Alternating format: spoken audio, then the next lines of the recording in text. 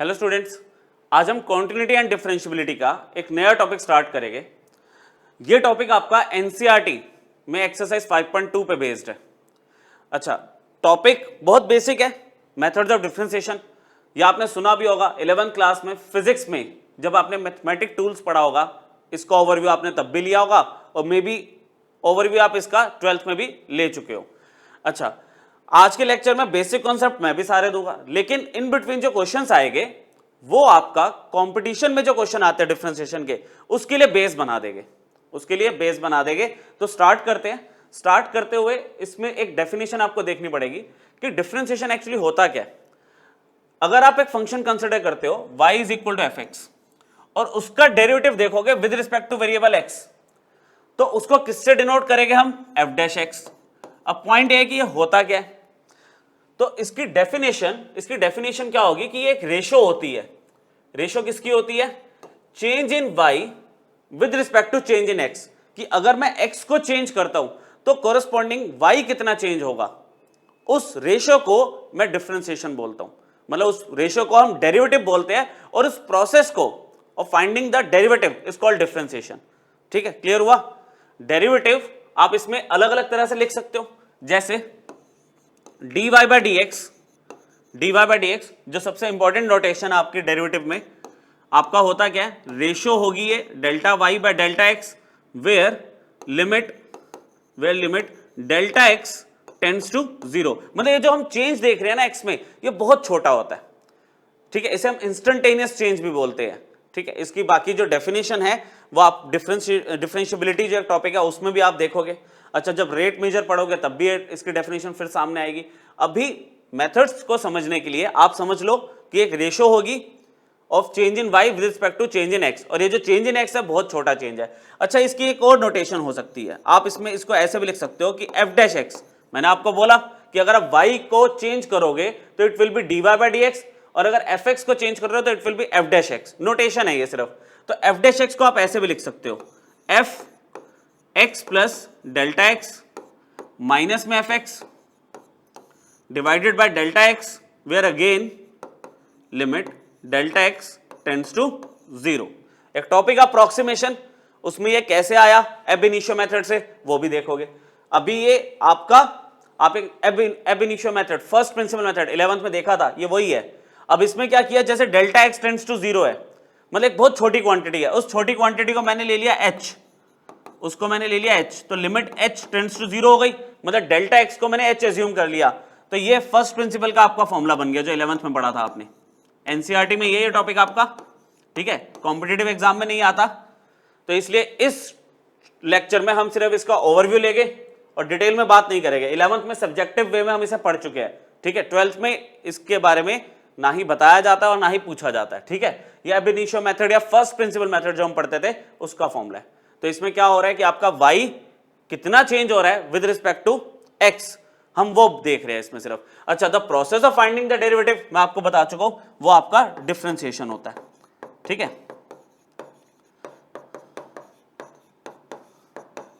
आपने डेरिवेटिव, अब डेरिवेटिव जब हमने बात की तो डेरिवेटिव को किस तरह से डिनोट किया जाएगा मैंने पहले ही आपके लिए जितने डिफरेंट नोटेशंस पॉसिबल है वो सब बना दी कि डी बाई डी एक्स अगर आप एफ एक्स का करोगे, ठीक है, डी बाई डी एक्स क्या हो गया, ये डेरिवेटिव ऑपरेटर है, इसको ऑपरेटर बोलते हैं। मतलब मेजरली ना देखो, दो डेरिवेटिव ऑपरेटर देखोगे आप, एक ये और एक ये। कैपिटल डी का मतलब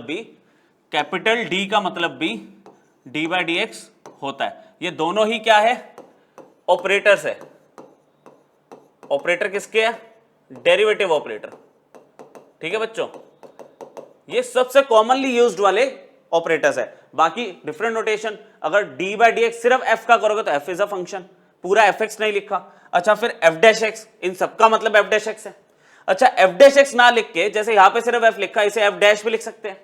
अच्छा, एफ के ऊपर अगर डॉट भी लगा है ना, ये डॉट भी लगा है, तो ये भी आपका डेरिवेटिव ही डिनोट करता है। कुछ बुक्स में, मतलब फॉरेन ऑथर्स की बुक में आप एफ डॉट देखोगे तो उसका मतलब भी डेरिवेटिव किया हुआ है। ठीक है, और अगर ये सबस्क्रिप्ट में एक्स लगा दिया तो इसका मतलब ये है कि फंक्शन का मैंने डेरिवेटिव किया विद रिस्पेक्ट टू एक्स।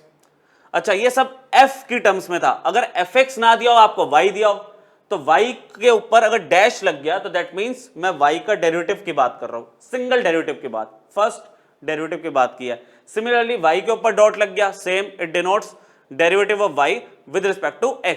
और लास्ट नोटेशन आपका y सबस्क्रिप्ट 1, y1 का भी मतलब यही है कि आपने y को डिफरेंशिएट किया विद रिस्पेक्ट टू x। ठीक है, तो ये बेसिक नोटेशन आपको समझ आ गई।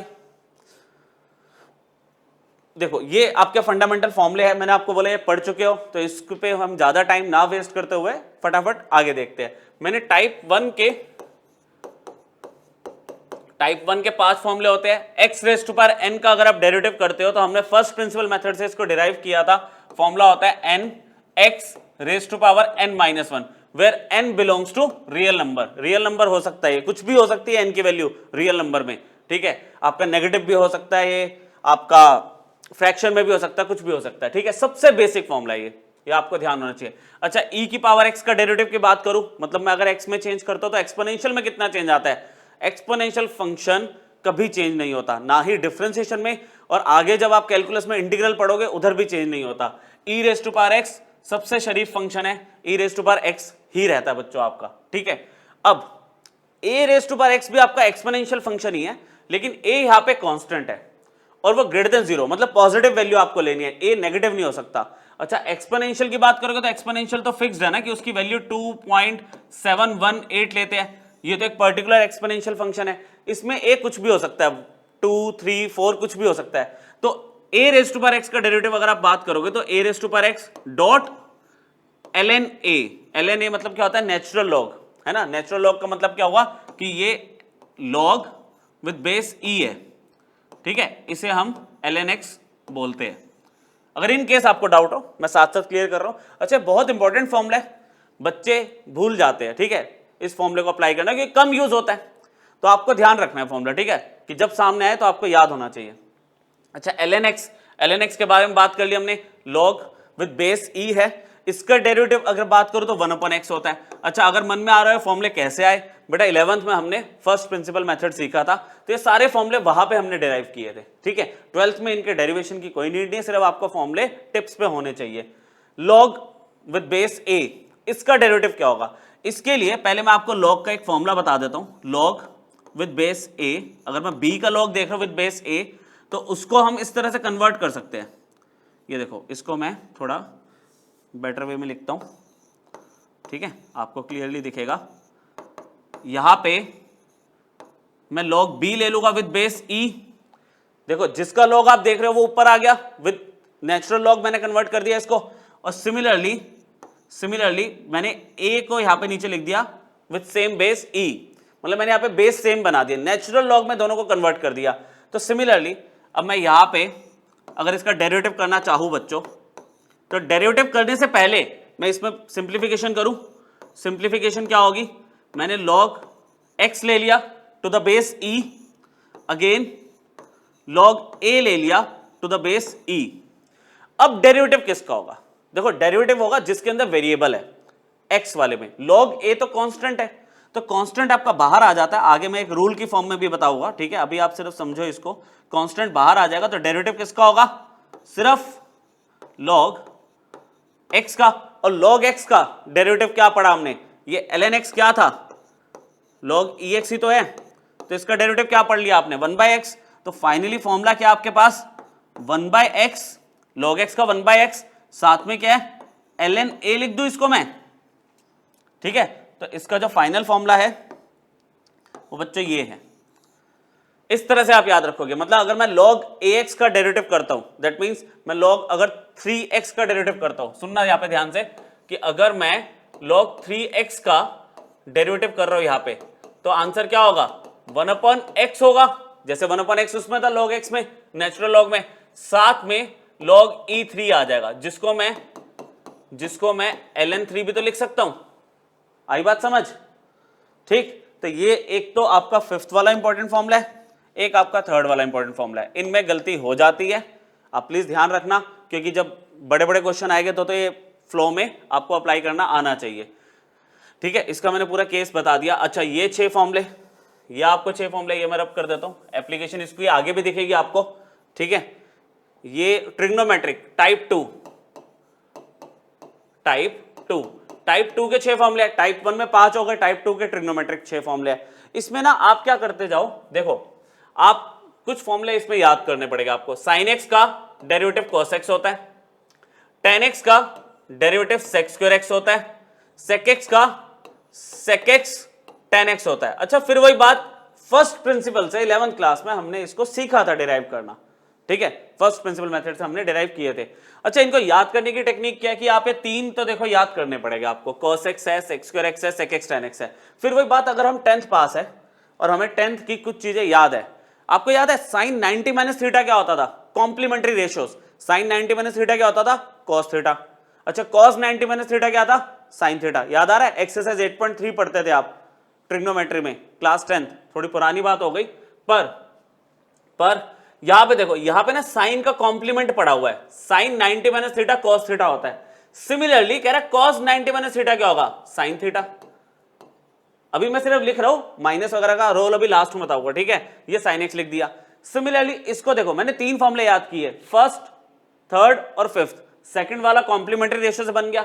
इधर देखो, अब tan x का sec स्क्वायर x है, तो tan x का कॉम्प्लीमेंट्री cot x है, तो sec का क्या होता है, sec x का क्या होता है, cos x होता है ना। तो सेम पैटर्न में आप cos x स्क्वायर x ले लोगे, क्योंकि sec x का कॉम्प्लीमेंट्री रेशियो क्या है, cos x, तो cos x स्क्वायर x ले लोगे।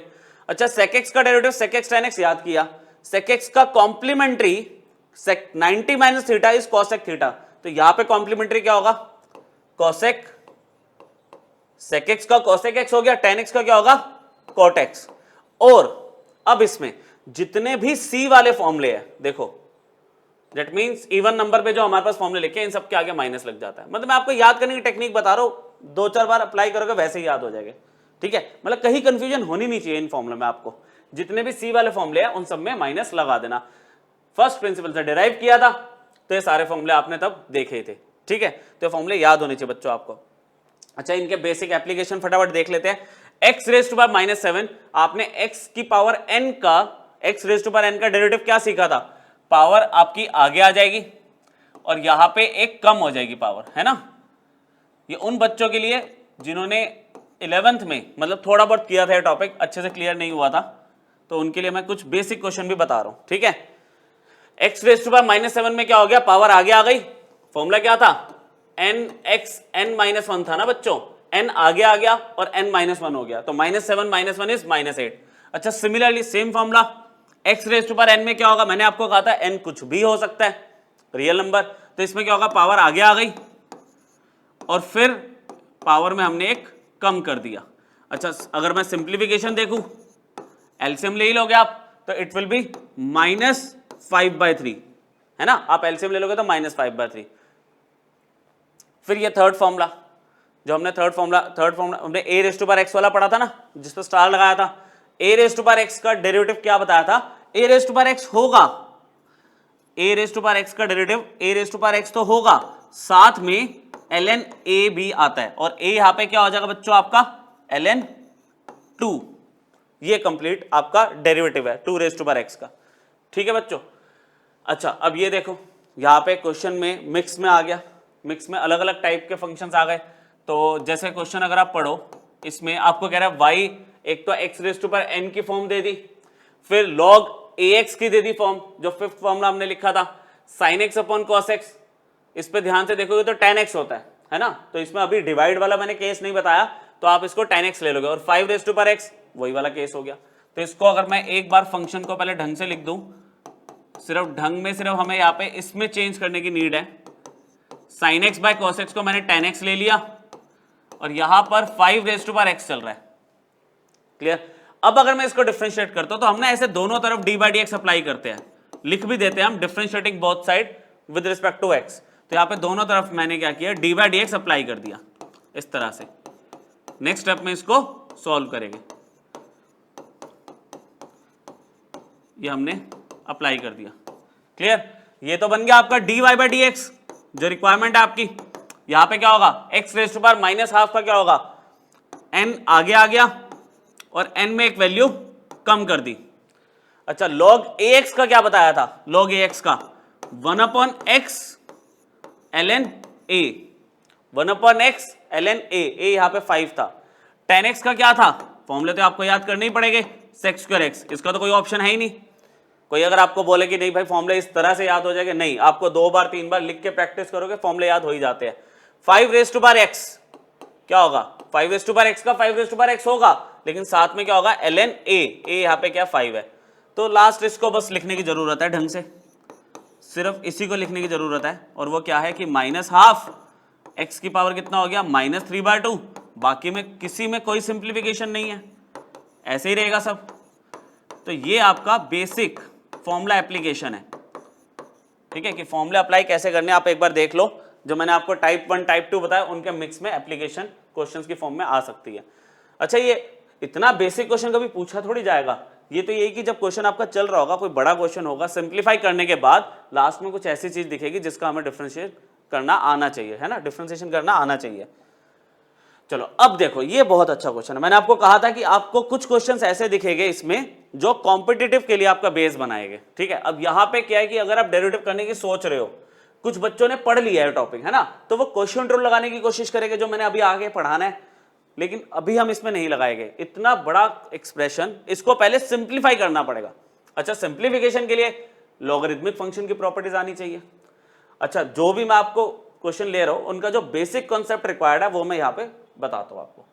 तो कुछ चीजें आप यहाँ पे समझो बच्चों, आपको कुछ चीजें पता होनी चाहिए लॉग की, कि लॉग अगर यहाँ पे a है और यहाँ पे b की पावर m है, तो m आगे आ जाता है, जो पावर होती है वो आगे आ जाती है, पहला फॉर्मूला लॉग का। दूसरा फॉर्मूला, अगर ये बेस की पावर m दी हुई है, मतलब a raise to power m जो है ये बेस में है लॉग के, तो उसमें क्या होगा, m आगे आएगा लेकिन डिनोमिनेटर में, इस तरह से, ठीक है। अच्छा, फिर एक लास्ट जो इसमें यूज होगा वो होगा log a, और यहां पर भी अगर a है तो 1 होता है ये, तो वैल्यू 1 हो जाती है। अगर बेस, ये जैसे अभी मैंने यहाँ पे वो आपको सेपरेट करना नहीं बताया था log ab का, तो होगा क्या यहाँ पे log a ऊपर, नीचे भी log a, 1 हो जाएगा। अच्छा, एक और बन सकता है इसमें a log ax, अगर ये इस फॉर्म में भी दिया हुआ है ना, आपको इस फॉर्म में भी दिया हुआ है कि a रेज टू पावर में log with the same base दिया हुआ है, तो इसका आंसर भी x आ जाएगा सिंपली। तो ये कुछ बेसिक चीजें हैं जो आपको यहाँ पे यूज होगी। तो मैं पहले इसको ना रफली एक एक वैल्यू को आपको सॉल्व करके बता रहा हूँ, ठीक है, तभी आप इसको आगे समझ पाओगे। इसके लिए थोड़ा सा स्पेस मुझे रफ में यहाँ पे और चाहिए होगा, ठीक है, ये रफ वर्क है हमारे यहाँ पे। तो जैसे कि पहले सबसे इजी वाला ले रहा हूं मैं, यहाँ पे मैं ले रहा हूं पहले 7 वाला, 7 रेज टू पावर 4 log यहां पे क्या है, बेस में 49 है, देखो बेस में 49 है, क्या मैं इसको ऐसे लिख सकता हूं 7 का स्क्वायर, और यहाँ पे x अपनी जगह पे सेम, 49 को मैंने 7 स्क्वायर लिख लिया। अब ये देखो यहाँ पे log बेस में अगर पावर है, देखो log बेस में पावर है तो क्या होगा, यहाँ पे ये 7 तो चल ही रहा था, ठीक है, ये 7 तो आपका चल ही रहा है, यहाँ पे 4 है, ये हो जाएगा 1/2 log 7x। तो क्या हुआ, समझ आया आपको, ये मैंने क्या किया, ये जो पावर थी इसको मैंने ये वाला फॉर्मूला लगा दिया, मतलब ये जो 2 है 1/2 हो गया, ठीक है। अच्छा, इसके बाद ये आपकी वैल्यू कैंसिल हुई, तो फाइनली क्या मिला 7, ये 2 और 4 कैंसिल हुआ तो 2 log 7x। अच्छा, फिर इसमें एक पॉइंट यूज हो सकता है कि ये जो वैल्यू है इसको क्या मैं इधर x की पावर बना सकता हूं। ये देखो, ये क्या था, पावर आगे आ रही थी, log में जो होती है पावर आगे आ जाती है, तो हम रिवर्स भी तो अप्लाई कर सकते हैं, जो पावर आगे थी उसे मैंने ऊपर भेज दिया। तो इसको फाइनली मैं कैसे लिखूंगा बच्चों, इसी पेन से लिखते हैं, log 7x का स्क्वायर, ये मैच हो गया, ये मैच हो गया, समझ रहे हो, डिफरेंशिएशन की तो बात ही नहीं हो रही, एक्सप्रेशन इतना हैवी है, dy/dx बाद में निकालेंगे, पहले सिंप्लीफाई करो, ठीक है। तो 7 log 7x स्क्वायर आपके पास कितना आ जाएगा, सिर्फ x स्क्वायर। तो ये आपकी मैंने एक वैल्यू फाइंड कर दी, ठीक है, मैंने ये वाला वैल्यू फाइंड कर दिया। अच्छा, इसके बाद 3 वाला देख लेते हैं। 3 वाले में क्या होगा, 3 log 27 है, 3 रेज़ टू पावर 3 ले लिया, x स्क्वायर प्लस 1 की पावर 3 है। इसमें दो प्रॉपर्टीज अप्लाई हो रही है, क्या, देखो log में जो बेस है उसकी भी पावर दी है, और जो आपका जिसका आप log देख रहे हो उसकी भी पावर दी हुई है, ठीक है। तो इसमें क्या होगा बच्चों, इसमें क्या होगा, ये वाली वैल्यू और ये वाली वैल्यू दोनों के रूल एक साथ लगा दूं, ये जो बेस में जो पावर होती है वो 1/, में आती है, और ये जो पावर होती है ये आगे आ जाती है। तो इसको मैं कैसे लिखूंगा देखना बच्चों, 3 log, इसमें थोड़ा सा हमें थोड़ा सा पहले लेना पड़ेगा, 3 सॉरी ये 3 की पावर में था ना, ये 3 की पावर में था, तो 3 log 3 raise to power 3 x square plus 1 power 3। तो मैंने आपको बताया था इन दोनों को हम डील कर रहे हैं, तो क्या होगा 3 की पावर में ये वाला जो 3 है अपॉन में आएगा और ये वाला जो 3 है ये आगे आ जाएगा। ठीक है, ये log की आपकी प्रॉपर्टीज है, log 3 x स्क्वायर प्लस 1, ये 3 से 3 कैंसिल हो गया, आपके पास क्या बचा 3 log base x square plus 1। अब क्या हुआ a log ax, आंसर क्या आ गया इसका x स्क्वायर प्लस 1। तो दो वैल्यू समझ आ गई, मैंने ये भी फाइंड कर लिया, ये भी फाइंड कर लिया। ठीक है, बचा ये लास्ट, इसको यहां पे करने की कोशिश करते हैं थोड़े से स्पेस में, क्योंकि इतना तो हमें वहां पे डेरिवेटिव करने के लिए भी चाहिए। 2 log 2 1/4 x है, ये देखो बेस की पावर है, ये किसके बेस की पावर है, तो क्या होगा 2 1 अपॉन में आएगी बच्चों ये पावर, ऐसे 1 अपॉन में, और यहां पे क्या हो जाएगा log 2x। अच्छा 1/4, 1 अपॉन में 1/4 है तो 4 ऊपर चला गया, ये हो जाएगा 2 4 log 2x, और ये जो 4 है इसको मैं x की पावर बना दूं वापस, तो अल्टीमेटली आपको क्या दिखना शुरू हो जाएगा 2 log 2x की पावर 4, और लास्ट a log ax, इसका आंसर भी क्या आ गया x की पावर 4 आ गया। तो ये आपको मैंने तीनों वैल्यूज निकाल के दे दी। तो फाइनली अब मेरे पास y जो है इसका आंसर मेरे पास आया x की पावर 4 माइनस ये मेरे पास आ गया x स्क्वायर प्लस 1 और माइनस में 2x आ गए। लास्ट नीचे क्या आया आपके पास 7 वाले का आंसर क्या आया था x square minus x minus 1। ठीक है, इसको और अगर हम लिखे अरेंज करके तो x raise to power 4 minus x square minus 2x minus 1 divided by x square minus x minus 1। बच्चों इसका देखो कोई ऑप्शन नहीं है और सिंप्लीफिकेशन का, आपको इसको नॉर्मली डिवाइड करना पड़ेगा। नॉर्मली डिवाइड समझते हो ना, लॉन्ग डिवीजन मेथड। मैं आपको एक बात सिर्फ यहाँ पे लिख के दिखा रहा हूं कि आप इसको इस तरह से डिवाइड करोगे। ठीक है, तो ऐसा है कि ये क्वेश्चन काफी इंपॉर्टेंट है क्योंकि इसमें लॉग की प्रॉपर्टीज लग गई, यहाँ पे हमारा बेसिक कॉन्सेप्ट अप्लाई हो रहा है। अच्छा डिवीजन करने के बाद, अब मैं डिवीजन पे टाइम नहीं लगा रहा, डिवीजन करने के बाद मेरे पास ये आ जाएगा x square plus x plus 1। ठीक है, रिमाइंडर विल बी 0। तो ये मैंने आपके लिए छोड़ दिया, डिवीजन आप कर लोगे। तो इसको सॉल्व करके बच्चों मेरे पास आंसर आ गया x square plus x plus 1। इतना टाइम बचा सकते हैं। अब अगर मैं इसको डिफ्रेंशिएट करूं dy बाई डी एक्स, तो एक्स स्क्वायर का क्या हो जाएगा 2x, पावर आगे आ गई और एक कम हो गई। अच्छा x का डेरिवेटिव कितना होगा 1 और कांस्टेंट का 0 हो गया। तो overall answer is 2x plus 1। और आपको dy बाई डी एक्स दिया हुआ है ax प्लस b, तो आपने कंपेयर किया, a की वैल्यू 2 आ गई, b की वैल्यू 1 आ गई, आपने कंपेयर कर दिया ना बोथ साइड। तो एक बहुत अच्छा क्वेश्चन है बच्चों आपका। ठीक है, डिफरेंशिएशन हमने बहुत सिंपल डिफरेंशिएशन का कॉन्सेप्ट अप्लाई करा है, लेकिन उससे पहले जो सिंप्लीफिकेशन थी वो थोड़ी भारी थी। ठीक है, वो लॉगरिथमिक फंक्शन अगर आपने पढ़ा है तो आपको खुद आता ही था, अदरवाइज मैंने जो रिक्वायरमेंट थी इस क्वेश्चन में सब आपको बता दी। इसको याद रखना, फंक्शंस में 10 जगह यूज होगा ये कॉन्सेप्ट। ठीक है, तो आपको मैंने साइड बाय साइड करवा दिया। चलो अब देखो, मैंने आपको बोला कि क्वेश्चंस में सिर्फ एनसीईआरटी का ही नहीं ले रहा, आपको कुछ कॉम्पिटिटिव लेवल का भी साथ साथ करवा रहा हूं। अब क्वेश्चन पढ़ो आप, क्वेश्चन में आपको क्या कह रहा है कि आप प्रूव करो कि ग्रेटेस्ट इंटीजर फंक्शन, यहां पे मैं लिख दूं शॉर्ट में, ये मेंशन करा होता है पेपर में, GIF है ये ग्रेटेस्ट इंटीजर फंक्शन। कह रहा है इसका डेरिवेटिव इसके इक्वल होगा। एक्सप्रेशन बहुत ही अलग सा है ना, देखा जाए तो ये क्या आ रहा है 1 माइनस 1 हो रहा है। तो ग्रेटेस्ट इंटीजर फंक्शन आपको याद होगा, वो स्टेप फंक्शन आप बनाते हो है ना, ये ग्रेटेस्ट इंटीजर फंक्शन रफली याद आ रहा है आपको। तो हम अगर इसकी बात करें, मुझे ग्रेटेस्ट इंटीजर फंक्शन का डेरिवेटिव प्रूव करना है, पहले मैं इसके बारे में बात करता हूं। कह रहा है जो ग्रेटेस्ट इंटीजर फंक्शन है ना is constant in between for every 2 integral values of x। मतलब ये बात को समझने की कोशिश करना, थ्योरेटिकल है क्वेश्चन, है सॉल्विंग वाला है ही नहीं है। आपको कह रहा है दो इंटीजर के बीच में देखो ना, कह रहे ये एक इंटीजर 0 ये 1, कह रहे इसके बीच में वैल्यू तो कांस्टेंट है इसकी, greatest integer function is constant in between for every two integral values of x. कह रहा है ये देखो 1 और 2 के बीच में देखो ये कांस्टेंट चल रहा है, चेंज थोड़ी हो रहा है। तो कह रहा है देयरफॉर इसका जो डेरिवेटिव होगा, it's derivative is equal to 0।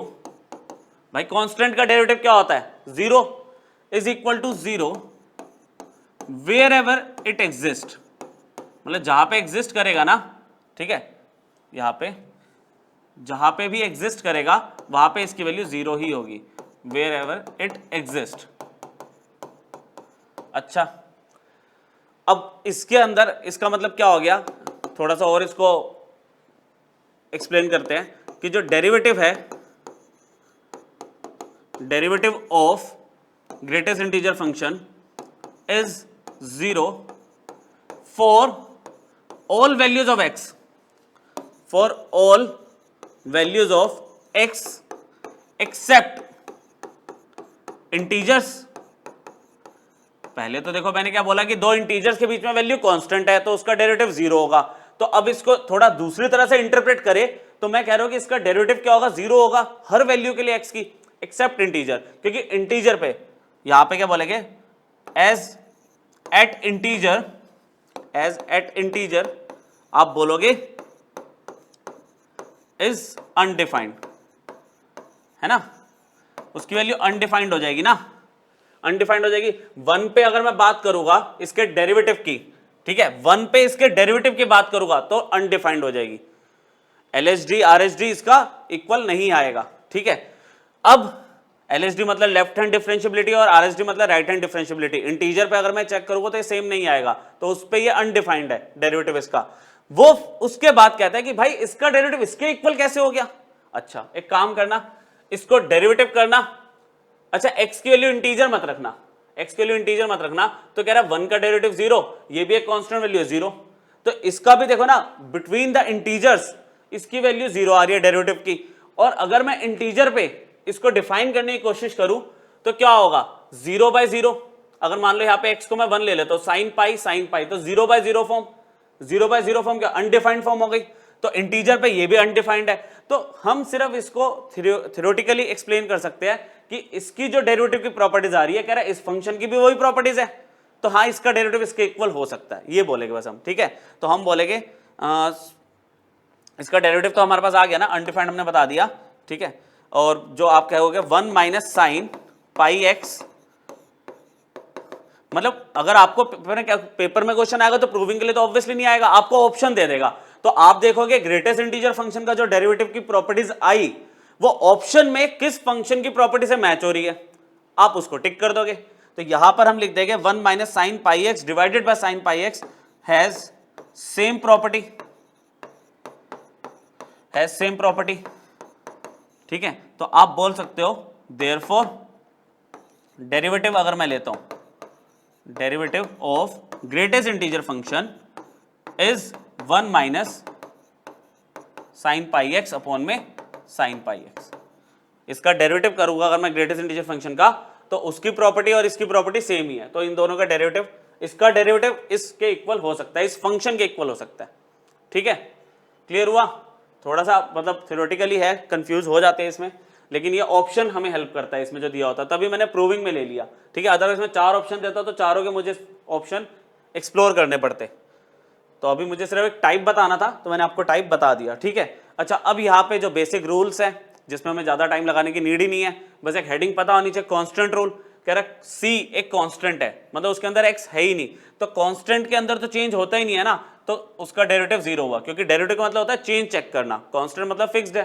तो यहाँ पे हमने बता दिया कि भाई c तो कांस्टेंट था, ये नहीं लिखा था, यहाँ पे लिख देता हूँ वेयर c इज कांस्टेंट, इसको हम कांस्टेंट रूल बोलते हैं। अच्छा कांस्टेंट मल्टीपल रूल मतलब अब क्या है, मेरे पास c एक कांस्टेंट तो है ही, ux मतलब एक फंक्शन आ गया in terms of x is a differentiable function, पहले बता दें कि डिफरेंशिएशन इसका हो सकता है, तो कह रहा है इन दोनों का डेरिवेटिव क्या होगा, तो उस केस में क्या करते हैं बच्चों, हम c तो कांस्टेंट है, बाहर आ जाता है डेरिवेटिव के, उसका तो डेरिवेटिव होना नहीं है, तो डी बाई डी एक्स किसका करेंगे हम, सिर्फ ux का।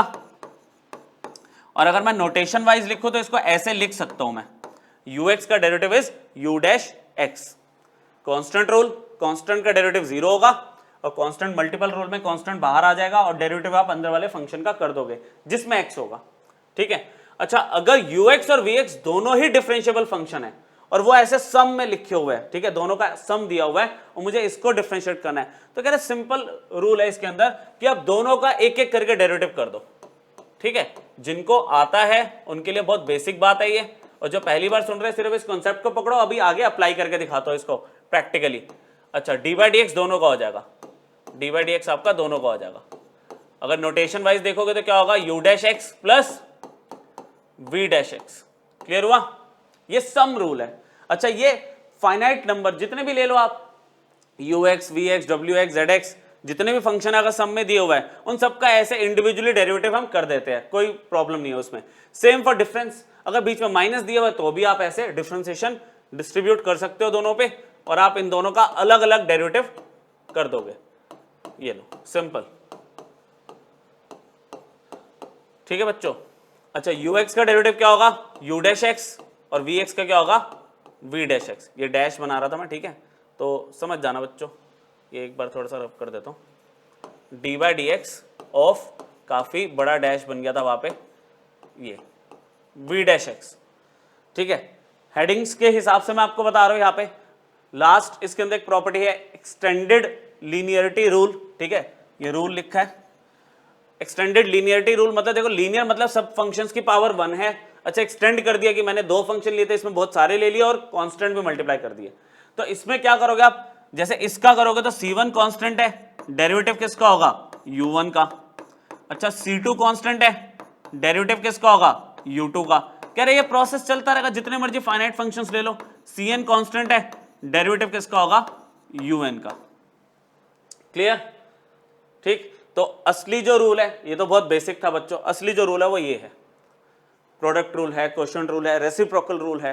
ये आपको बिल्कुल टिप्स पे होने चाहिए अगर आपको डिफरेंशिएशन में अपनी कमांड स्ट्रॉन्ग करनी है, ठीक है। तो इनिशियल कंडीशन तो वही है, u और v दोनों डिफरेंशिएबल फंक्शंस है। तो कहता है अगर ये दोनों फंक्शन प्रोडक्ट में पड़े हैं, प्रोडक्ट में, तो डेरिवेटिव कैसे करेंगे। दोनों चीजें प्रोडक्ट में है तो क्या करेंगे इसमें बच्चों, कह रहे फर्स्ट फंक्शन को आप एज इट इज रख दो, डेरिवेटिव कर दो सेकंड फंक्शन का। अभी प्रैक्टिकल एप्लीकेशन देखेगा हम आगे। मैंने क्या किया, फर्स्ट फंक्शन को एज इट इज रखा, इसमें कुछ नहीं किया, सिंपली ऐसे प्लेस कर दिया, डेरिवेटिव किया सेकंड का, ठीक है, डेरिवेटिव कर दिया मैंने सेकंड का। अच्छा, उसके बाद एक मिनट इसको रीराइट कर देता हूं मैं, ठीक है। हाँ, तो उसके बाद प्लस लगा के कह रहा vx को ऐसे रख दो, डेरिवेटिव कर दो फर्स्ट वाले फंक्शन का। मतलब इसको कैसे बोला जाएगा कि फर्स्ट फंक्शन हमने ऐसे रखा, डेरिवेटिव किया सेकंड फंक्शन का, प्लस लगा के सेकंड फंक्शन ऐसे रखा, डेरिवेटिव करा फर्स्ट फंक्शन का। अच्छा, इसमें बीच में प्लस है तो ऑर्डर मैटर नहीं करता। आप पहले vx का डेरिवेटिव जैसे कर रहे हो, मान लो ये चीज आपने पहले लिख दी, ये चीज पहले लिख दी, ये बाद में लिख दी, तो भी इक्वल है, कोई फर्क नहीं पड़ता। इसमें आप किसी का भी डेरिवेटिव करो, पर करना क्या है, एक एक करके डेरिवेटिव करना सबका है। जिसका डेरिवेटिव कर रहे हो दूसरे वाले को साथ में ऐसे रखो।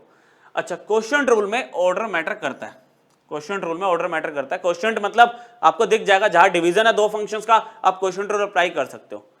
इसमें पर्टिकुलरली हम क्या करते हैं बच्चों, डिनोमिनेटर को ऐसे रख देते हैं पहले। इसमें पर्टिकुलरली डिनोमिनेटर को ऐसे रखेंगे, डेरिवेटिव करेंगे न्यूमिनेटर का, फिर बीच में आता है माइनस।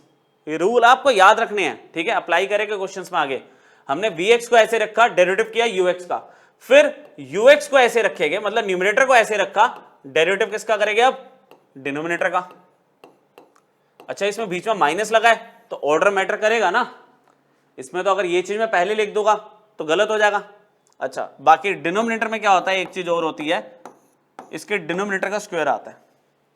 इसमें ऑर्डर बहुत मैटर करता है, ठीक है। शॉर्ट में अगर मैं लिखूं तो v इंटू यू डैश है ये, minus u into v dash है, और v का स्क्वायर है। इसको शॉर्ट में लिखूं तो क्या होगा, uv dash plus vu dash तो कोई फर्क थोड़ी पड़ रहा है इसमें, प्लस में तो कोई भी फर्क नहीं पड़ेगा, आगे पीछे लिख लो, इसमें फर्क बिल्कुल पड़ेगा। ठीक है, तो ये आपको प्रोडक्ट रूल और क्वेश्चन रूल बहुत अच्छे से याद होने चाहिए, बहुत अच्छे से। और लास्ट इसमें एक रेसिप्रोकल रूल है।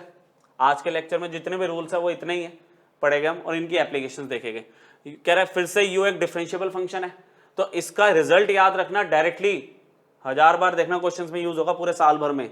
आपको कह रहा है 1/ux का क्या होगा, आप ux का डेरिवेटिव ऊपर रख दोगे, ux का डेरिवेटिव ऊपर रख दोगे और ux का स्क्वायर नीचे आएगा और आगे माइनस आता है।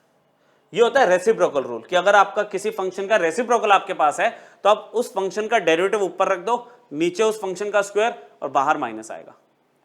ये रेसिप्रोकल रूल है। कंडीशनली ये सारे फंक्शन डिफरेंशिएबल होने चाहिए, मतलब इनका डेरिवेटिव जब मैं करने की कोशिश करूं तो डिफरेंशिएशन हो जाए, एग्जिस्ट करे डिफरेंशिएशन इनका। चलो अब यहां से क्वेश्चंस करेंगे, ठीक है। यहां से अब छोटे मोटे जितने अच्छे क्वेश्चंस हमें मिलेंगे वो मैं करवाता जाऊंगा आपको। आपको कह रहा है fx equal to root x g x दिया हुआ है और कुछ कंडीशन दे दी कुछ पर्टिकुलर पॉइंट्स पे। आपको बोल दिया कि जो g है एट 4 इक्वल टू 2, g का डेरिवेटिव एट 4 इक्वल टू 3 और आपको f का डेरिवेटिव बताना है एट 4। अच्छा f का डेरिवेटिव यहाँ पे डैश मतलब डेरिवेटिव। तो हमने क्या किया बच्चों, इसको स्टार्ट कैसे किया, fx में कोई मेजर सिंप्लीफिकेशन की नीड तो नहीं है, रूट एक्स है और यहाँ पे जी एक्स है, दोनों मल्टीप्लाई में। अगर मैं इसको डिफ्रेंशिएट करूं, ऐसे लिखते हैं हम, differentiate with respect to x, तो यहां पे मैंने डी बाई डी एक्स लगा दिया fx पे और यहां पे भी डी बाई डी एक्स लगाएंगे, रूट एक्स और जी एक्स। ठीक है बच्चों, अब fx का डेरिवेटिव मैंने बताया था ना आपको, f डैश x लिखते हैं। अच्छा अब ये दो चीजें मल्टीप्लीकेशन में, प्रोडक्ट में है तो प्रोडक्ट रूल लगेगा। प्रोडक्ट रूल हमें क्या कहता है, फर्स्ट फंक्शन ऐसे रखो, डेरिवेटिव करो, पूरा लिख के दिखा रहा हूं आपको, डेरिवेटिव करो सेकंड का, प्लस सेकंड ऐसे रखोगे, डेरिवेटिव करोगे फर्स्ट का। इन दोनों में प्रोडक्ट रूल की एप्लीकेशन समझ आ गई। फर्स्ट फंक्शन ऐसे रखा, डेरिवेटिव करा सेकंड का, सेकंड ऐसे रखा, डेरिवेटिव करा फर्स्ट का। चलो अब डेरिवेटिव करते हैं। रूट एक्स तो ऐसे रहेगा, कुछ नहीं होना इसका। जी एक्स का डेरिवेटिव क्या होगा बच्चों, जी डैश एक्स, ये तो नोटेशन ही है, कोई फंक्शन की वैल्यू थोड़ी दी है जो मैं इसको डेरिवेटिव कर दूंगा। जी एक्स का derivative is denoted by g dash x, plus g x ऐसे ही रहेगा और यहाँ पे रूट एक्स का डेरिवेटिव बच्चों 1/2 रूट एक्स होता है। अगर आपको वैसे दिखाओ तो x की पावर 1/2 है ना ये, तो इसका डेरिवेटिव क्या होगा, पावर एक आगे आ जाएगी और एक कम हो जाएगी, 1/2 -1 हो जाएगा। तो आगे इसको सिंप्लीफाई करूं, ये मैं इसका डेरिवेटिव कर रहा हूं यहाँ पे, ठीक है। इसको सिंप्लीफाई करूं तो 1/2 x की पावर -1/2 हो जाएगा, ये डेरिवेटिव हो चुका है। अच्छा पावर को पॉजिटिव बनाने के लिए मैं इसको नीचे ले आया, पॉजिटिव बना दी, और फिर ये 1/2 को हम कैसे लिख सकते हैं बच्चों, 1/2 को हम कैसे लिख सकते हैं, समझ गए, रूट एक्स लिख सकते हैं ना, तो 1/2 रूट एक्स। तो ये आपको पता होना चाहिए, ठीक है। अब जब मैं f डैश एक्स निकाल चुका हूं तो आपको f डैश एक्स की वैल्यू चाहिए 4 पर, f डैश 4 चाहिए, तो जहां जहां पे x है आपका, जहां पे x है आप 4 रख दो, root 4 g dash 4 plus g at 4 और 1/2 रूट 4।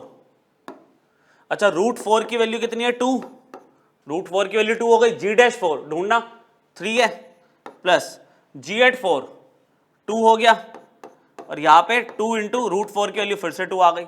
अच्छा सिंप्लीफिकेशन में 2 से 2 कैंसिल हो गया, तो ओवरऑल आंसर आ गया 6 प्लस 1/2, तो कितना हो गया आपके पास 13/2। ओहो ठीक है 13/2। कैलकुलेशन एक बार देख लेते हैं, g डैश 4 रूट एक्स की जगह आपने 2 रख दिया, ठीक है, g डैश 4 आपका 3 हो गया, g एट 4 आपको 2 दिया हुआ है और यहाँ पे 2 रूट 4, ठीक है। तो यहाँ पे आपका 6 प्लस 1/2 13/2 आ गया आपका आंसर, ठीक है।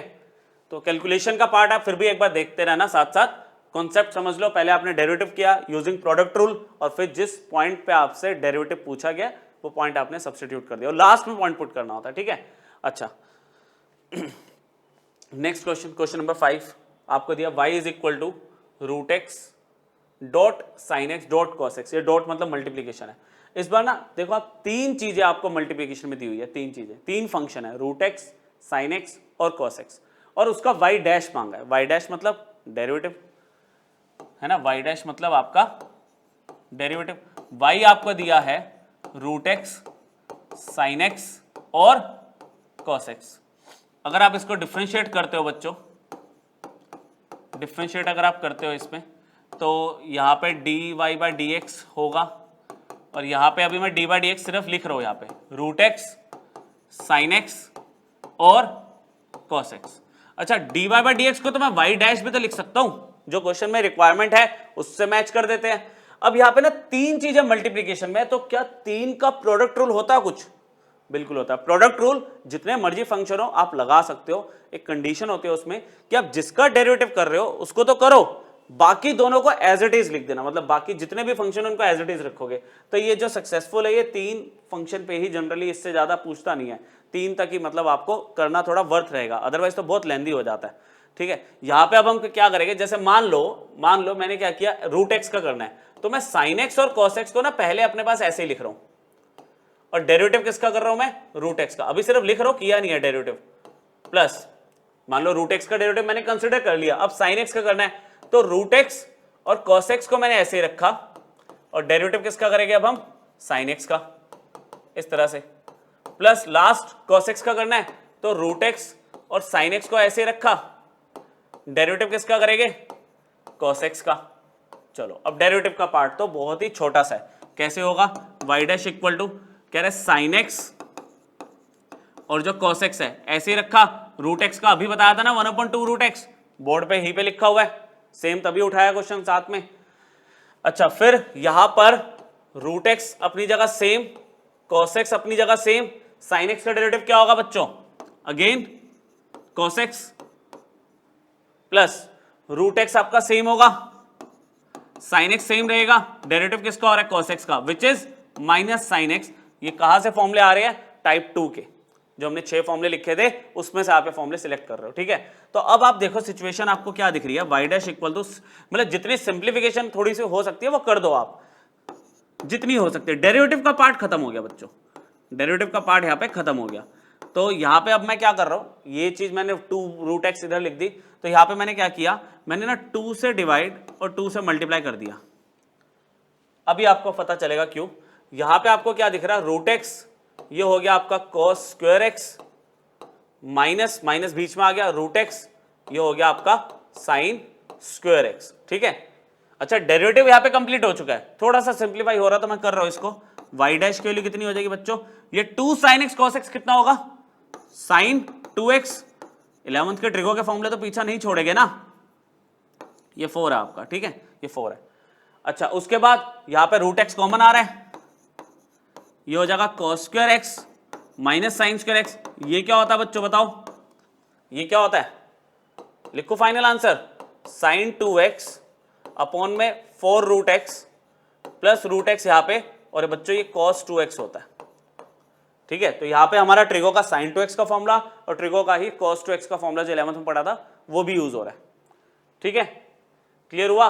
हमने यहां पे क्या लगाया, ये product rule for 3 function, product rule for 3। ठीक है, तो ये सबसे बढ़िया तरीका, एक को करो डेरिवेटिव, बाकी 2 को ऐसे ही रखो, और करना सबका। अच्छा, क्वोशिएंट रूल आ गया।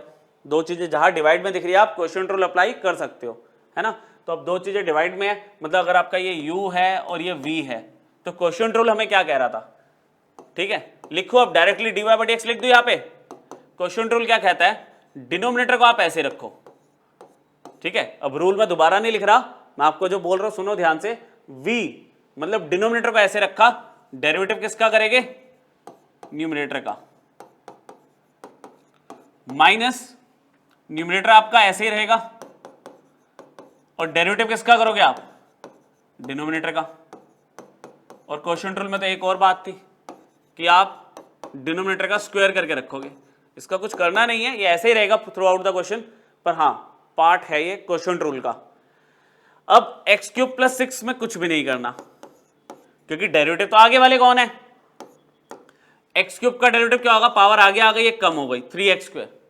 x का डेरिवेटिव +1, x का +1 -2 का 0, अकेले कांस्टेंट का 0 होगा, x का 1 होता है। ठीक है, -x³ + x -2, derivative of x³ again 3x², अकेले 6 का 0, डिवाइडेड बाय, मैंने कहा था थ्रू आउट ये ऐसे ही चलेगा बस। अब क्या, आप ब्रैकेट खोल लो, जितना सिंप्लीफाई और हो सकता है वो कर दो। डेरिवेटिव का पार्ट तो कंप्लीट हो गया। इसको मैं अगर ऐसे लिख दूं, ठीक है,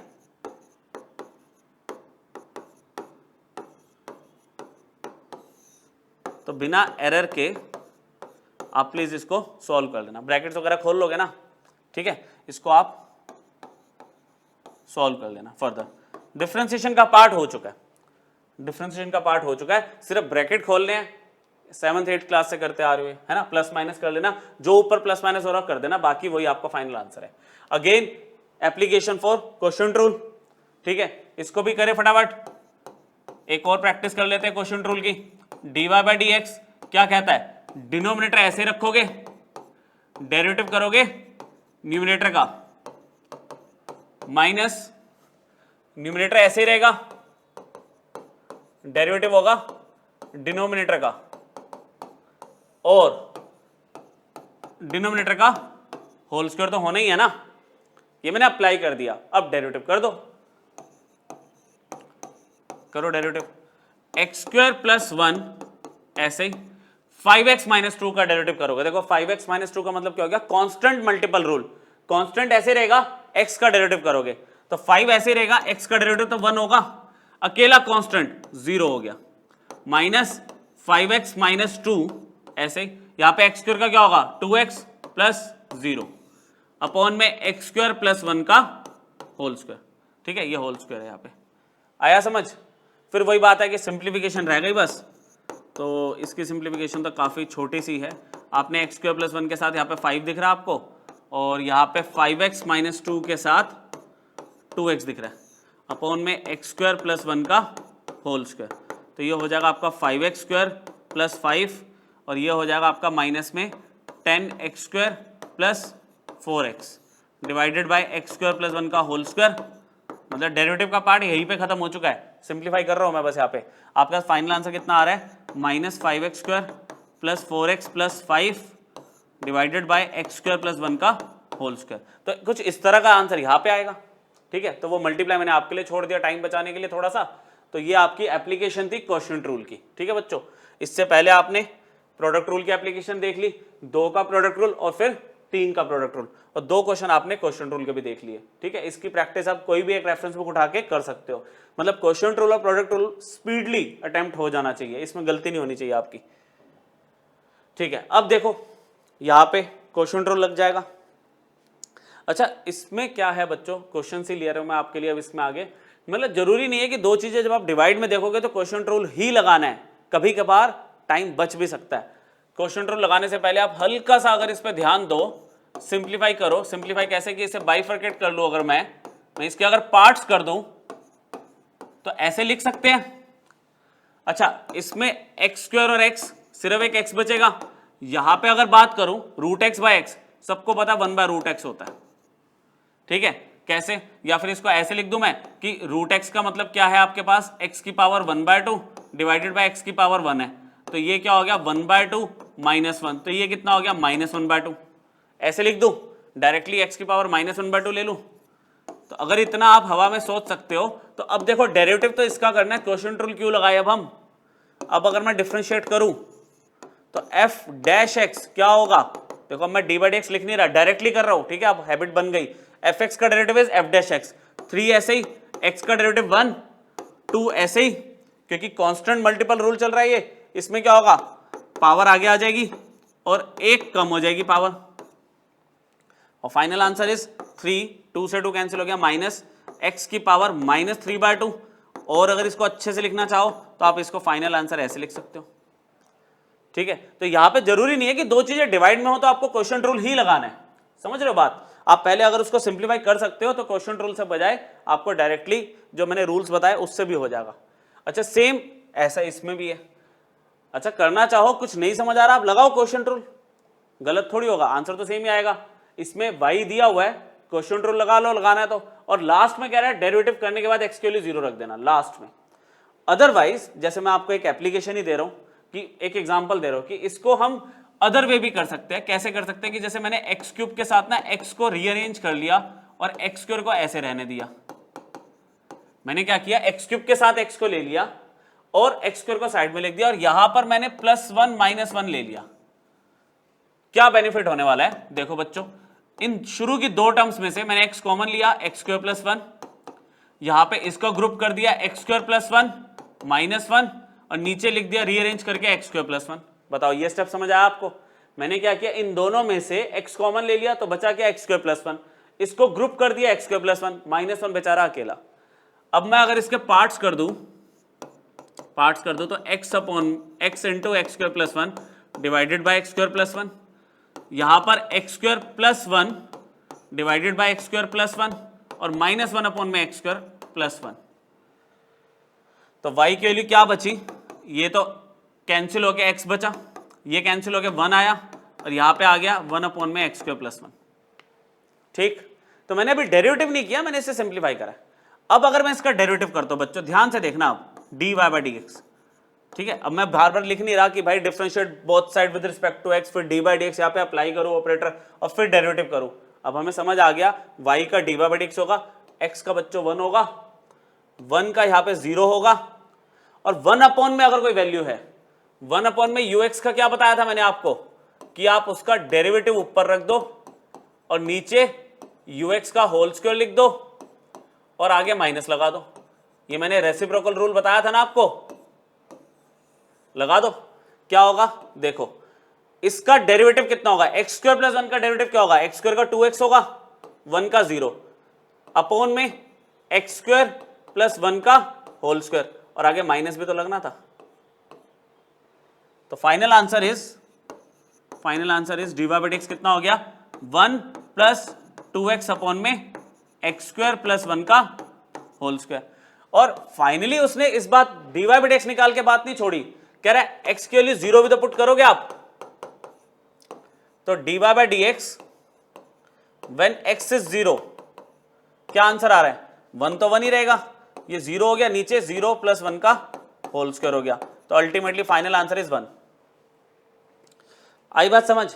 तो हमने प्रोडक्ट रूल की एप्लीकेशन देख ली, क्वोशिएंट रूल की एप्लीकेशन देख ली। अच्छा, ऐसा जहां पे हमें लग रहा था क्वोशिएंट रूल लगेगा, पर हमने क्या किया, उसको सिंप्लीफाई करके भी कर दिया, तो ऐसा भी पॉसिबल है। अच्छा, इनमें अगर आप क्वोशिएंट रूल भी लगाओ, अगर दिमाग नहीं लगाना चाह रहे तो आंसर सेम आएगा, कोई फर्क नहीं पड़ रहा, ध्यान से करना, आंसर सेम आएगा। ठीक है बच्चों, क्लियर हुआ यहां तक? आगे देख लेते हैं, थोड़े से क्वेश्चंस हो रहा है हमारे पास। अब जैसे यहाँ पे क्या आ रहा है, इन क्वेश्चंस में आपने कंबाइंड एप्लीकेशन देखनी है। इसमें देखो इनिशियली आप देखो दो चीजें मल्टीप्लीकेशन में और फिर पूरा क्वोशिएंट मतलब डिवीजन में है, तो या तो आप क्वोशिएंट रूल लगाना शुरू करो और बीच में प्रोडक्ट रूल लगा दो, और अदर वे इसका जो इजी मेथड है वही वाली बात की पहले आप सिंप्लीफाई कर लो ना, आप ब्रैकेट्स को खोल लो, x से मल्टीप्लाई करोगे तो कितना होगा आपका x³ हो गया -2x² हो गया, फिर माइनस से मल्टीप्लाई किया तो -1 से -x² हो गया +2x हो गया डिवाइडेड बाय x की पावर 4। ठीक है, अब अलग अलग तरीके या तो क्वोशिएंट रूल लगा लो या फिर इसको वैसे ही कर दो जैसे पार्ट्स किए थे, x³ बाय x4 -2x²। अच्छा, मैं आपको करके दिखा रहा हूं, आप इसको वर्बली डायरेक्टली भी कर सकते हो, है ना, कि किसी को डाउट ना हो, इसलिए मैं पूरा करके दिखा रहा हूं, अदरवाइज आपको पता ही है कि इसका आंसर क्या बन रहा है। जैसे यहाँ पे 1/x बचा, यहाँ पे क्या आएगा 2 में x² है, यहाँ पे क्या आया -2x² -x² -3x² कर सकते थे, एक स्टेप बचा लेते बच्चों, और थोड़ा सा एक स्टेप और बचा लेते हैं। ठीक है, ये आपका x³ हो गया -2x² हो गया। ठीक है, ये ध्यान नहीं दिया, x³ और इजी हो जाएगा -3x² + 2x divided by x⁴ है। अच्छा, फिर x³ divided by x4 -3x² divided by x4 और 2x divided by x⁴। y is equal to 1 में x है -3 में x² है और यहाँ पे कितना हो गया 2 में x³ हो गया। फाइनली 1/x को मैं x की पावर -1 लिख सकता हूँ, इसको x की पावर -2 लिख सकता हूँ, इसको x की पावर -3 लिख सकता हूँ। और अब अगर मैं डिफरेंशिएट करूं, अब मैं यहाँ पे डिफरेंशिएट कर रहा हूं, ठीक है, तो x की पावर -1 का डेरिवेटिव क्या होगा बच्चों, पावर आगे आ गई और एक कम हो गई। कम होने का मतलब क्या हुआ, -1 में -1 और करोगे तो -2 हो जाएगा, -3 ऐसे ही, इसमें -2 आगे आ गया और पावर एक कम हो जाएगी, -2 -1 विल बी -3, यहाँ पे 2 ऐसे ही रहेगा, -3 आगे आ गया और x की पावर -4 हो गई। ठीक है, फाइनल आंसर अगर आप लिखना चाहो तो आप ऐसे लिख सकते हो कि जितनी भी पावर्स नेगेटिव है उनको पॉजिटिव बना दो, -1/x², ये आपका माइनस माइनस प्लस 6 हो गया 3 इंटू 2 डिवाइडेड बाई x³, यहाँ पे हो जाएगा -6 डिवाइडेड बाई x⁴। तो ये आपका आंसर आ गया। ठीक है, तो हमने यहाँ पे पहले ब्रैकेट्स को एक्सपैंड किया और फिर इसमें अगर सिंगल टर्म है नीचे तो वो डिवाइड हो सकती है, सबके पार्ट्स कर दिया मैंने और फिर x⁴ वाला फॉर्मूला लगा दिया, x⁴n वाला। ठीक है बच्चों, हाँ 11th में देखना क्या होगा। जितने टाइप के क्वेश्चन हो सकते हैं मैक्सिमम आपने देखा होगा, हर लेक्चर में मैं करने की कोशिश करता हूँ कि सारे टाइप आपके यहीं पे कवर हो जाए, बस प्रैक्टिस का काम आपका रह जाता है। x मतलब x इंटू e⁻x, ये दोनों मल्टीप्लीकेशन में प्रोडक्ट रूल लगेगा। अच्छा, ये दोनों डिवीजन में क्वोशिएंट रूल लगेगा, तो इसमें दोनों एक साथ अप्लाई करने पड़ेगा। मैं फाइनली तो मैं इसमें ना ऐसे लिख देता हूँ कि भाई dy/dx अगर मैं करने की कोशिश कर रहा हूँ तो मुझे d/dx इसका तो करना ही है और सम रूल लगाते हुए इसका भी करना पड़ेगा ऐसे। ठीक है, ये सिचुएशन है। अब dy/dx का तो कुछ भी नहीं होना, एंड तक ये ऐसे ही चलता रहेगा। इन दोनों में प्रोडक्ट रूल लगा रहा हूं मैं। ठीक है, इन दोनों में प्रोडक्ट रूल लगा रहा हूं मैं, लिख के दिखा रहा हूं आपको। फर्स्ट फंक्शन ऐसे ही डेरिवेटिव करेंगे सेकंड का, प्लस सेकंड ऐसे ही डेरिवेटिव करेंगे फर्स्ट का। ठीक है बच्चों, ये मैंने प्रोडक्ट रूल की एप्लीकेशन आपको दिखाई है। इसमें क्वोशिएंट रूल लगेगा, तो इसमें क्या कहता था मैं, डिनोमिनेटर ऐसे रहेगा, डेरिवेटिव करोगे आप न्यूमरेटर का, माइनस न्यूमरेटर ऐसे रहेगा, डेरिवेटिव करोगे आप डिनोमिनेटर का, और डिनोमिनेटर का होल स्क्वायर आएगा यहाँ पे। ठीक है बच्चों, अब dy/dx की बात अगर मैं करूं, x ऐसे रहेगा, e⁻x का डेरिवेटिव क्या होगा, e⁻x प्लस e⁻x ऐसे ही है, x का डेरिवेटिव क्या होगा 1। समझ आई बात, x का ऐसे रखा, e⁻x का डेरिवेटिव e⁻x होता है टाइप 1 के फॉर्मूले, e⁻x ऐसे रखा, x का डेरिवेटिव 1 कर दिया। आगे देखते हैं, ln x तो ऐसे रहेगा, sin x का derivative is cos x type 2। अच्छा, sin x ऐसे रहेगा और ln x का कितना है 1/x divided by ln x का होल स्क्वायर। बस अब एक लास्ट स्टेप सिंप्लीफिकेशन का है, कुछ प्लस माइनस तो होगा नहीं है इसमें। जैसे मान लो मैंने ex कॉमन ले लिया दोनों में से, तो ये बच गया x+1। इधर मैंने x एलसीएम ले लिया पूरे के नीचे, x एलसीएम ले लिया तो x इधर भी आ जाएगा, ये आ जाएगा x ln x इंटू में cos x माइनस में sin x अपॉन में x ln x का होल स्क्वायर। मतलब ये जो x था ना अपॉन वाला, वो इसके साथ भी तो आएगा। तो ये फाइनल आंसर है आपका। ठीक है, इसमें मैंने प्रोडक्ट रूल और क्वोशिएंट रूल दोनों सम रूल के यूज करते हुए अप्लाई करा है। सम में क्या था, इसका भी डेरिवेटिव होगा, इसका भी होगा, और लगा दिया हमने। ठीक है, समझ आया सबको, ये नोट कर लेना सब। ठीक है, और एक बार रीप्रैक्टिस कर लेना, एक छोटी सी एप्लीकेशन है इसकी। एप्लीकेशन देखिए, क्वेश्चन पढ़े एक बार, कह रहा है find the rate at which the function y = x² sin x is changing with respect to x when x = pi. Simple है, आपको रेट पूछा, रेट मतलब कि कितनी स्पीड से चेंज हो रहा है। ठीक है, y का चेंज पूछ रहा है, लेकिन स्पीड मतलब ये नहीं कि टाइम के रिस्पेक्ट में, इसमें with respect to x mention कर दिया। तो इसको कैसे स्टार्ट करेंगे, बहुत सिंपल क्वेश्चन है बच्चों, ये ज्यादा मुश्किल तो है ही नहीं। डेरिवेटिव के पॉइंट ऑफ व्यू से कह रहा है x² × sin x आपका गिवन फंक्शन था, आपको चेक करना है कि y आपका कितना चेंज हो रहा है जब आपका x चेंज होगा। तो मतलब इनडायरेक्टली वो डिफरेंशिएट करवा रहा है विद रिस्पेक्ट टू x। मतलब देखो, आपको y का चेंज पता करना है जब आपका x चेंज हो रहा है, तो इसका मतलब आपको dy/dx ही तो करना है, कोई डाउट थोड़ी है इसमें। ठीक है, करें इसको। तो यहां पर जैसे dy/dx तो कुछ नहीं होगा, सेम ऐसे ही चलता रहेगा। वर्किंग जो होनी है वो इधर होनी है, राइट हैंड साइड पे। आपने x² को ऐसे रखा, प्रोडक्ट रूल लगा रहा हूं मैं, डायरेक्टली लगा रहा हूं प्रोडक्ट रूल। ठीक है, x² को ऐसे रखा, डेरिवेटिव किया sin x का which is equal to cos x, plus sin x को ऐसे रखा और डेरिवेटिव कर दिया x² का, x² का डेरिवेटिव होता है 2x। ठीक है, अब वो कहता है कि यहीं पे बात खत्म नहीं कर रहा, आपने y कितना चेंज हो रहा है विद रिस्पेक्ट टू x वो तो निकाल दिया, लेकिन पर्टिकुलरली तब जब x = पाई है। तो हम यहां पे लास्टली क्या करोगे, व्हेन x = पाई ये वैल्यू रख दोगे।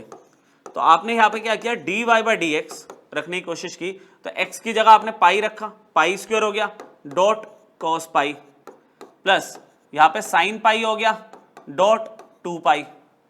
इसकी वैल्यू देखो आगे, पाई स्क्वायर तो ऐसे रहेगा, कॉस पाई की वैल्यू कितनी हो जाएगी बच्चों -1 प्लस साइन पाई की वैल्यू 0 होती है, 0 into 2 pi, ultimately answer is -पाई²। तो कभी कभार ना आपको रेट जो बताना था वो बता दिया, लेकिन इसके ना इंटरप्रिटेशन पे आ जाते हैं कि इंटरप्रेट करो इसे। तो इंटरप्रेट में क्या होगा कि देखो dy/dx की वैल्यू नेगेटिव आ रही है, ठीक है, तो हम यहाँ पे क्या बोलेंगे, जो नेगेटिव साइन है इसका मतलब कि जब मैं x की वैल्यू पाई को रख रहा हूं तो जो फंक्शन है ना मेरा डिक्रीज हो रहा है। देखो ये बहुत चीजें डिटेल में हम एप्लीकेशन और डेरिवेटिव जब पढ़ेंगे तो करना ही है, लेकिन अभी जो आ सकता था बीच में मैंने वो भी आपको बता दिया कि यहाँ पे जो y हो रहा है ना चेंज, वो डिक्रीजिंग वे में हो रहा है कि y की वैल्यू कम हो रही है जब मैं x को चेंज कर रहा हूं, और पर्टिकुलरली जब x इक्वल टू पाई रखा तो ये वैल्यू कितने से चेंज हो रही है, at the rate of pi square units of y। देखो ना y की कितना चेंज हो गया वैल्यू आई, पाई स्क्वायर, तो कह रहा pi square units of y, अगर मैं x की एक भी यूनिट इंक्रीज करता हूं ना तो ये पाई स्क्वायर यूनिट्स y में चेंज हो जाता है, लेकिन वो डिक्रीजिंग वे में चेंज होता है, मतलब वैल्यू कम होती है पाई स्क्वायर से। आया समझ? ठीक है, तो ये आपका एप्लीकेशन था। वैसे इसको हम AOD चैप्टर नंबर 6 में तो पढ़े गई एप्लीकेशन और डेरिवेटिव में, पर अभी एक चीज यूज हो सकती थी तो मैंने साथ के साथ बता दिया आपको। ठीक है, चलो 2 क्वेश्चन हमारे पास हो रहा है बच्चों। तो मेथड्स ऑफ डिफरेंशिएशन में आपको मैंने आज प्रोडक्ट रूल, क्वोशिएंट रूल और जो रेसिप्रोकल रूल उस पर फोकस किया है। अच्छा, नेक्स्ट जो लेक्चर रहेगा वो चेन रूल और लॉगरिथमिक डिफरेंशिएशन पे रहेगा। ठीक है, तो गिनती के मतलब है 5-6 टॉपिक इसमें पूरे चैप्टर में, एक बड़ा चैप्टर है आपका ये, लेकिन ये है कि प्रैक्टिस वाला चैप्टर है, मजा आता है अगर इसके क्वेश्चंस, हमारे कॉन्सेप्ट समझ आ जाए तो क्वेश्चंस होने लग जाते हैं आराम से। चलो अब इसमें क्या कहता है आपको, क्वेश्चन नंबर 13 में आपको y की ने 2 अलग अलग फॉर्म दे दी। ऐसा भी होता है, कह रहा है कि आपकी ये y की जो 2 अलग अलग फॉर्म है इनको डिफरेंशिएट करो और देखना कि आंसर अलग अलग आ रहा है क्या, क्योंकि देखो 10th की बात करूं तो ये चीज हमें पता है कि इक्विवेलेंट है ट्रिग्नोमेट्री के हिसाब से। मैंने क्या किया, पहली फॉर्म उठाई, y is equal to 1 minus cos x by sine x। तो 2 चीजें जब डिवीजन में होती है क्वोशिएंट रूल लगाएंगे। मैंने यहाँ पे क्या करा, लिखा differentiate with respect to x, तो यहाँ पे लगाया dy/dx y के पास। दोबारा से मैं एक बार करके दिखा देता हूँ ये चीज, इसको करने का बेसिक तरीका यही है, ये लिख दिया। अब y का डेरिवेटिव कितना होगा बच्चों, dy/dx। अच्छा, यहाँ पे 2 चीजें डिवाइड में है तो क्वोशिएंट रूल लगेगा। क्वोशिएंट रूल क्या कहता है, साइन x ऐसे रखोगे, डेरिवेटिव करोगे न्यूमरेटर का, मतलब डिनोमिनेटर को मैंने ऐसे रखा, डेरिवेटिव किया न्यूमरेटर का, ठीक है, माइनस न्यूमरेटर को ऐसे रखा और डेरिवेटिव किसका करेंगे, डिनोमिनेटर का, और यहां पे डिनोमिनेटर का होल स्क्वायर। डेरिवेटिव कर दे, साइन एक्स को तो ऐसे ही रखा, ठीक है, ये dy/dx तो चल ही रहा है, साइन एक्स को हमने ऐसे रखा। 1 माइनस cos x का डेरिवेटिव क्या होगा बच्चों, 1 का 0 हो गया, cos x का क्या होता है, माइनस साइन एक्स होता है, तो माइनस माइनस प्लस हो जाएगा, माइनस माइनस प्लस हो जाएगा।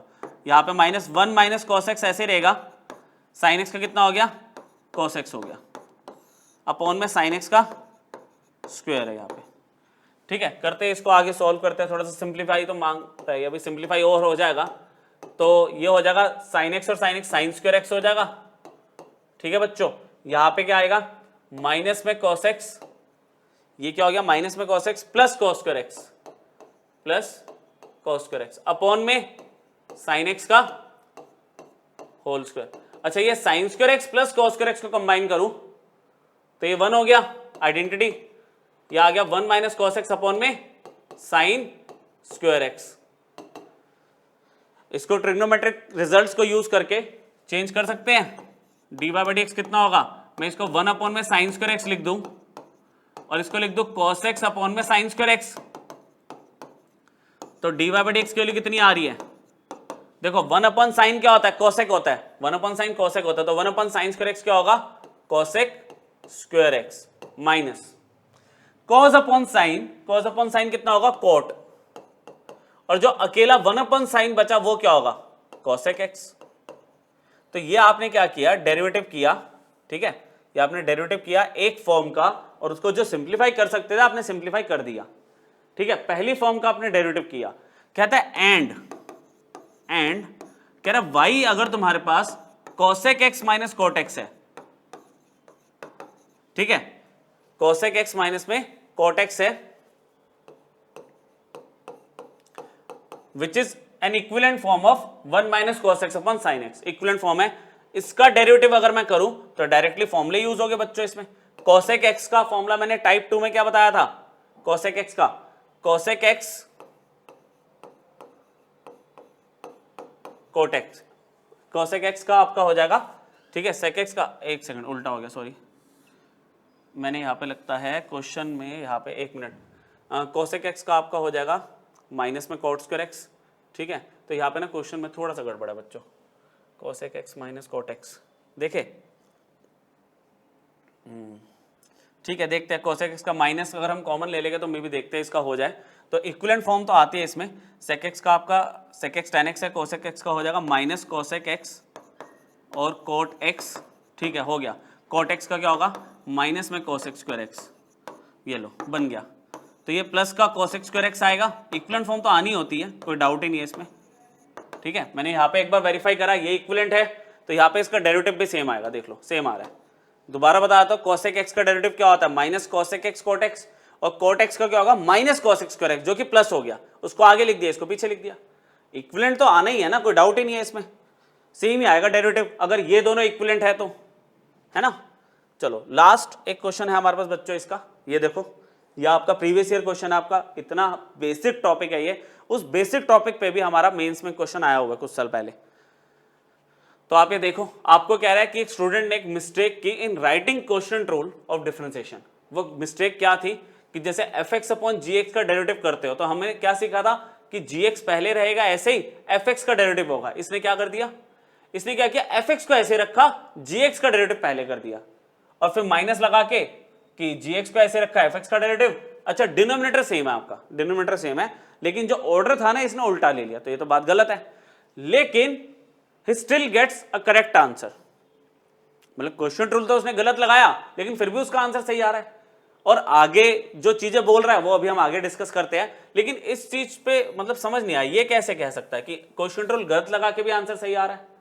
तो ऐसा करते हैं ना, अगर मान लो आपके पास fx अपॉन gx है, fx अपॉन gx है, और अगर आप इसका डेरिवेटिव करते हो बच्चों तो एक्चुअल में क्या होता है, gx ऐसे ही रहता है, fx का डेरिवेटिव करोगे f डैश x आएगा, माइनस fx ऐसे ही रहेगा, और gx का करोगे तो g डैश x आएगा, अपॉन में gx का होल स्क्वायर। देखो एक्चुअल क्वेश्चन रूल तो ये है ना, दोनों में फर्क क्या आ रहा है, मैं इसमें माइनस कॉमन ले लूं, माइनस कॉमन ले लूं, यहां पे क्या आएगा fx पहले हो जाएगा g डैश x के साथ, और माइनस gx के साथ क्या आ जाएगा f डैश x ऐसे, और यहां पे आ जाएगा gx का होल स्क्वायर। अब ये कहना चाह रहा है कि जब मैंने डेरिवेटिव किया fx अपॉन gx का मुझे ये आंसर मिला, पर एक्चुअल आंसर ये होना चाहिए, ये दोनों सेम कैसे है, मतलब करेक्ट है, ये चीज करेक्ट है, जबकि एक्चुअल में ये है, कह रहे ये तभी पॉसिबल है, ये तभी पॉसिबल है जब इसका डेरिवेटिव ना कुछ आएगा ही नहीं, नॉन जीरो वैल्यू आएगी नहीं, इसका डेरिवेटिव सॉल्व करके जो आ रहा है ना वो जीरो आ रहा है, मतलब अगर न्यूमरेटर में इसका आंसर जीरो आ रहा है तो अब वो माइनस जीरो आए या प्लस जीरो आए आंसर तो सेम ही होगा ना, और वो करेक्ट होगा। दोबारा सुन लो, ये देखो डिनोमिनेटर दोनों के सेम है, न्यूमरेटर में फर्क है माइनस का, तो कह रहे ये दोनों माइनस की चीजें सेम कब हो सकती है, कह रहा है a इक्वल टू माइनस है, कब हो सकता है, कह रहे जब वो a जीरो होगा तभी तो होगा, तभी पॉसिबल है, मतलब इस पूरे का आंसर जीरो है, मतलब derivative of fx by gx zero है। अच्छा किसी का डेरिवेटिव जीरो कब होता है, जब वो खुद क्या होता है, एक कांस्टेंट फंक्शन होता है, एक कांस्टेंट फंक्शन होता है, मतलब ये c दिया हुआ है आपको, ये c दिया हुआ, समझ आई बात। तो अब यहाँ पे आगे इसने क्या करा, एक नोटेशन दी है कि fn अपॉन में gn where n belongs to natural number, उसे कैपिटल fn से बोला है, तो इसका मतलब यहाँ पे मेरे पास जो fx है वो fx अपॉन में जो gx है वो आपका एक कांस्टेंट फंक्शन है, कांस्टेंट फंक्शन है, मतलब fx capital fx is constant function, या फिर आप इसको fn भी बोल सकते हो, where n belongs to natural number, ठीक है। अब देखो आगे के पार्ट्स में आपसे चाहता क्या है, ये रिक्वायरमेंट क्या आपकी, कह रहा है क्या function at n is equal to function at n plus 1 होगा, मतलब आपने n चेंज किया। चलो आगे देखते हैं, इसको कंप्लीट करते हैं। कह रहा है फंक्शन एट n मेरे पास c आ चुका है, तो कह रहा है अगर तुम n को चेंज कर लोगे तो फंक्शन की वैल्यू पे क्या फर्क पड़ेगा, सी ही तो रहेगा। कह रहा तुमने आगे n+2 ले लिया, n बढ़ाते जा रहे हो, कह रहा क्या फर्क पड़ेगा, तो कांस्टेंट है ना भाई। तो ए पार्ट में आपको कह रहा था कि क्या फंक्शन एट n+1 के इक्वल है, बिल्कुल है, सेम ही तो रहेगा। बी पार्ट में आपको क्या कह रहा है, देखो बी पार्ट में आपको कह रहा है फंक्शन एट n क्या फंक्शन n+2 के इक्वल है, बिल्कुल है जी, ये देखो सेम ही तो आ रहा है। फंक्शन एट n आपका फंक्शन एट n+2 के भी इक्वल है, सेम ही है। थर्ड पार्ट में ना आपको देखो समेशन की बात कर दी, कह रहा है फंक्शन की ना वैल्यू आपने n की वैल्यू 1 से लेकर 20 तक एज्यूम करी, तो उसका जो सम निकाला क्या वो 1 से 20, अगर मैं सम लेता हूं 2n - 1 के टर्म्स में सेम होगा क्या, करे एक बार बात। देखो यहां पे कहता है कि function at n function at 2n - 1 भी तो सेम ही होगा। तो वो कहता है कि अगर मान लो इसमें n की वैल्यू 1 से लेकर 20 समेशन अप्लाई कर दिया, दोनों तरफ ही आपने समेशन अप्लाई कर दिया। एक बात बताओ ना, फंक्शन एट n की वैल्यू कितनी है, c। जब आप n की वैल्यू 1 रखोगे तो वैल्यू c आई, n की वैल्यू 2 रखोगे तो भी c होगी, n की वैल्यू 3 रखोगे तो भी c होगी, टिल 20 तक वैल्यू c है। इन सब का सम कितना होगा, 20c। कह रहा है सेम n की वैल्यू तुम यहां 1 रखो तो फंक्शन एट 1 की वैल्यू c, कह रहा है 2 रखो तो फंक्शन एट 3 की वैल्यू भी तो c है। तो ऐसे कह रहा है 20 टाइम्स देखोगे तो कह रहा है c 20 टाइम्स आएगा, तो उनका सम कितना होगा 20c। तो कह रहा है ये भी इक्वल है, सी पार्ट भी इक्वल है।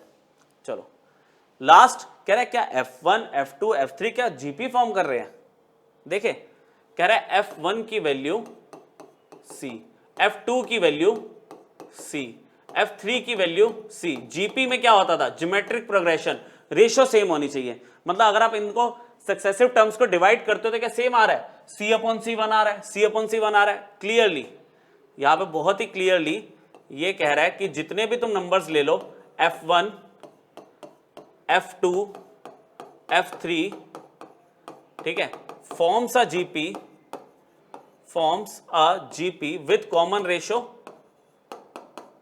होती है ना इसमें, with common ratio equal to भाई 1।